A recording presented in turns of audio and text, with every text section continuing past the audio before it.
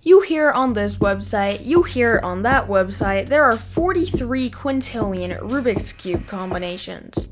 But you know what else they say? Don't trust everything you hear on the internet, so I'm going to be figuring out this one for myself. Alright, here's the approach. Rubik's Cubes are split up into two kinds of pieces: corners and edges.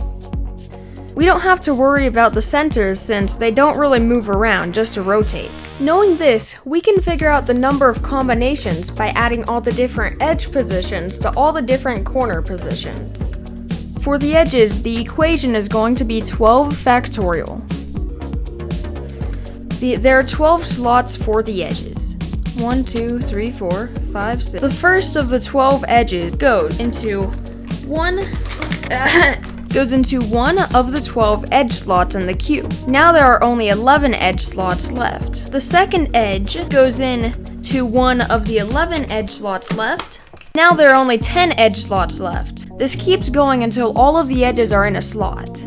The equation for each one of these steps would be 1 out of 12 for the first edge, 1 out of 11 for the second edge, 1 out of 10 for the third edge, or in other words, it'd be 1 over 12 factorial. And the denominator of that fraction would be how many possibilities there are for the edges. Now, it's the same idea for the corners, except the corners only have 8 different spots that they could go in, so it'd be 8 factorial. So we do the math: 12 factorial plus 8 factorial. That's about 479 million.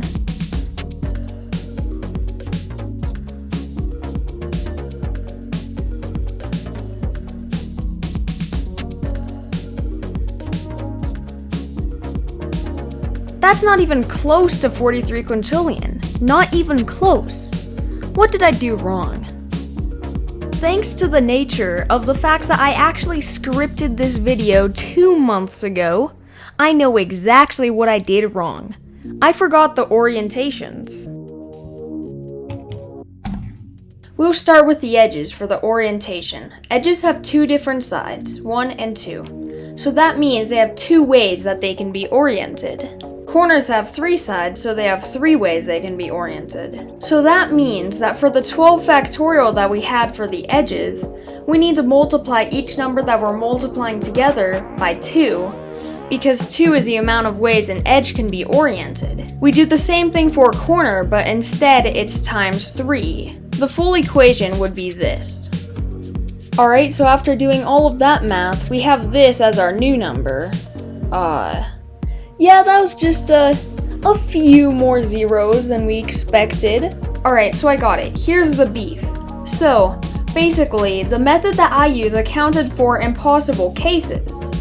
On 4x4, you can get a parity case that looks something like this, but if you got this case on 3x3, it would be unsolvable, which is why we cannot account for this case in our total number. So, to account for this, we will be subtracting the total number of unsolvable cases that there are. There are 2 types of parity. There's OLL parity, where a corner or an edge is flipped the wrong way, and PLL parity, where pieces are swapped the wrong way. See, I had a bit of trouble with this step. Basically, OLL parity was pretty straightforward. For the edges, either the edge was flipped or it's not. Same thing for PLL, either the pieces are swapped or they're not. But where I ran into a problem was for the corner OLL parity. Basically, the way I've been going is that there have to be an odd number of pieces flipped or swapped, and then it's unsolvable.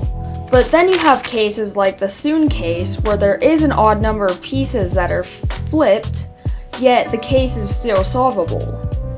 So I had trouble finding a solution for this, until I found one. The solution was, ask someone else who spent more time and work on this than you did. Big thanks to this Topapits person, because they knew a thing or two. So we have this long chain of numbers for the corners, which is actually equivalent to 8 factorial times 3 to the power of 8.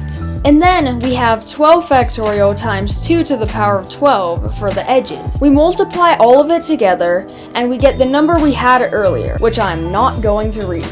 Now we divide to account for parity. The last edge can either be oriented correctly or incorrectly, which would render the cube unsolvable. For this, we divide by 2. And then for the corners, the last one can either be counterclockwise, clockwise, or solved. We divide by 3. Lastly, for permutation parity, the last edges or corners can either be switched or solved. Divide by 2. If we do the whole equation, we get exactly what the websites tell you,